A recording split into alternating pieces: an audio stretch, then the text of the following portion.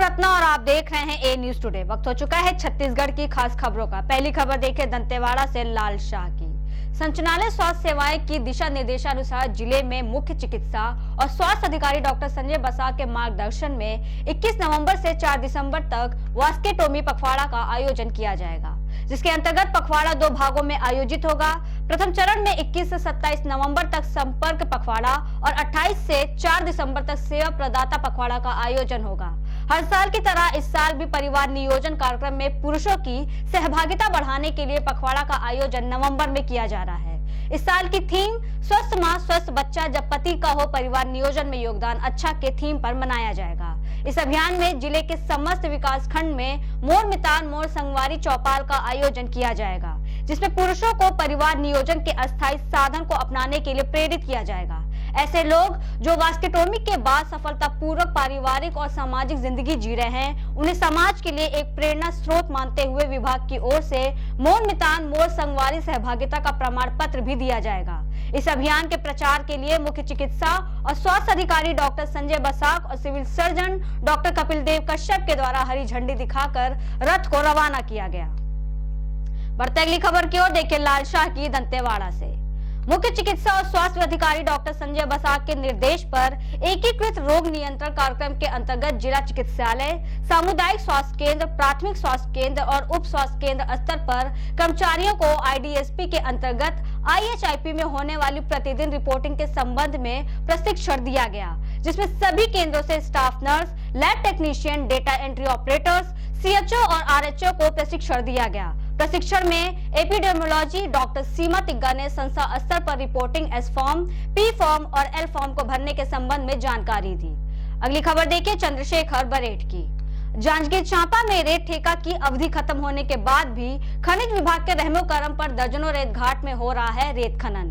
गौरतलब है कि जिले में तकरीबन 25 रेत घाट हैं, जिसमें 24 रेत घाट अवैध तरीके से संचालित हो रहे हैं, एक घाट ही वैध तरीके से संचालित हो रहा है, बाकी सभी का ठेका समाप्त हो चुका है। ऐसे कई घाटों का ठेका 2022 में समाप्त हो गया है। इसके बाद भी रेत खदानों का ठेका आबाद है। डंके की चोट पर रेत ठेकेदार ठेका खत्म होने के बाद भी रेत निकाल रहे हैं और शासन को रोज लाखों का चूना लगा रहे हैं। ऐसे ठेकेदार रेत का भंडारण भी कर रहे हैं, क्योंकि उन्हें खनिज अफसर के छापेमारी का डर है।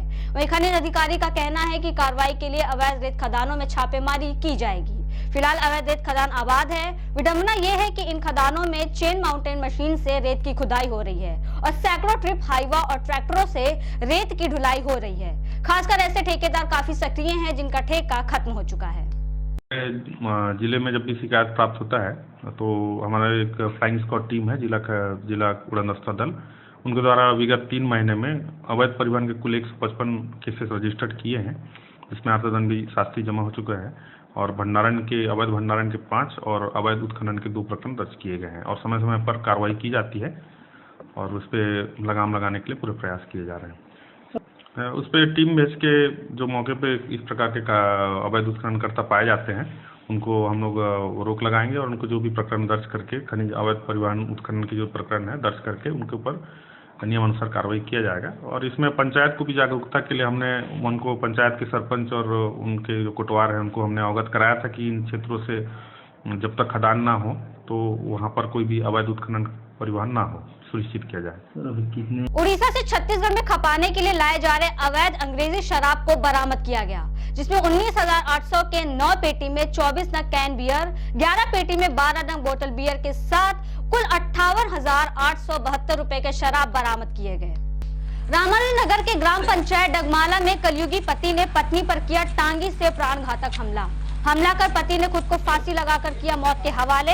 पति की मानसिक स्थिति ठीक नहीं होने से आए दिन पति पत्नी में विवाद बना रहता था।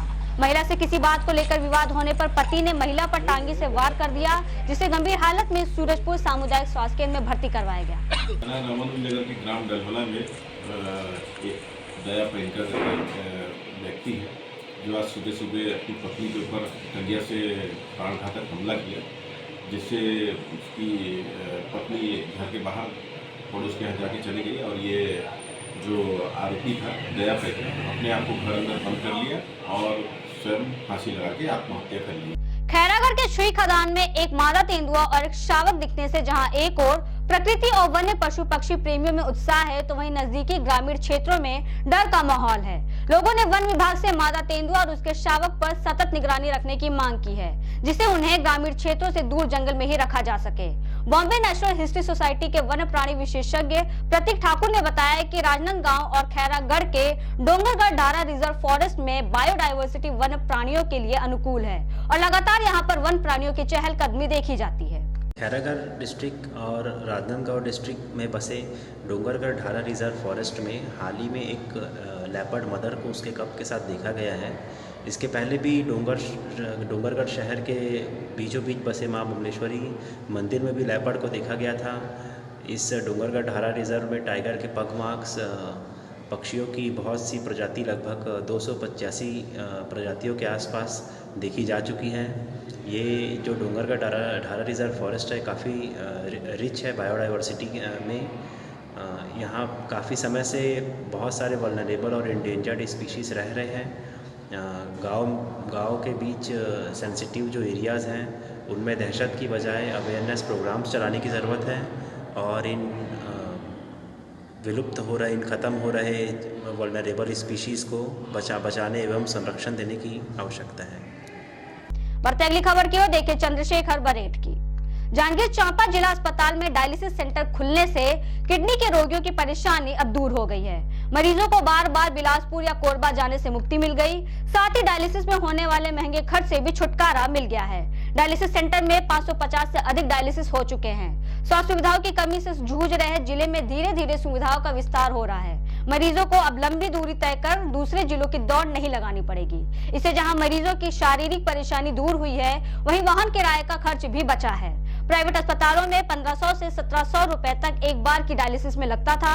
मरीजों को हफ्ते में 3 बार डायलिसिस कराना पड़ता है। ऐसे में काफी खर्च आता था। जिला अस्पताल में डायलिसिस सेंटर खुलने से अब मुफ्त में डायलिसिस हो रहा है। चिकित्सालय में 6 डायलिसिस मशीन लगाई गई है और आज तक 7000 से ज्यादा लोगों का साल भर में डायलिसिस किया जा चुका है। चिकित्सालय जांजगीर में जब से डायलिसिस का सुविधा प्रारंभ हुआ है, तब से अभी हर महीने 550 डायलिसिस हो रहा है जिला में। और जो कि पहले असुविधा होती थी मरीजों को, जो कि वहाँ जाना पड़ता था, कोरबा हो गया, बिलासपुर हो गया, जो कि बहुत दूर पड़ता था। अभी वो सब असुविधाओं से बचा जा सकता है और यहाँ पे पूर्ण रूप से निःशुल्क सुविधा प्राप्त हो रही है उन लोगों को। कितनी की संख्या में हो रही है? अभी महीने में 550, 500 से 550 मरीजों का डायलिसिस किया जा रहा है। फिलहाल के लिए इतना ही। देश और दुनिया की तमाम बड़ी खबरों के लिए बने रहिए ए न्यूज़ टुडे के साथ।